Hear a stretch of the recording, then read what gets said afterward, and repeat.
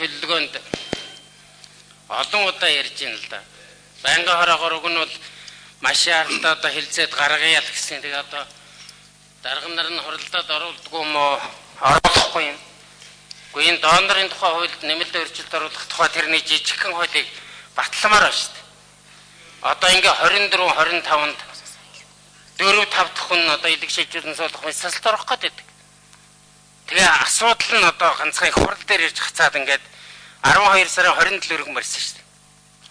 Гэхдээ энийг хэлцэх асуудалтай оруулаад ингээд ямар нэгэн өөрчлөлт байхгүй шүү дээ. Зүгээр манай байнгын хороо хилцээд бол маш хурдан гаргая л гэж уг нь гаргацсан. Тэгээ одоо хилцэх хэсгийн нэг хурлаар шийдээд одоо боловсролын хуулийг байнгын хороогоор хэлэлцэхэд хилцэх хэсгийн шийдээд анхны хэвлэлгээр баталчмаар байх юм. Энэ одоо амьгуу донороос одоо донор авна гэдэг бол Монголд байхгүй байгаа учраас хүнд байна шүү дээ.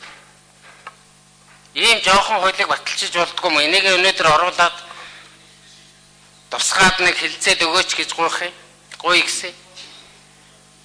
Би олон удаа хэлж байна л да. Ер нь бол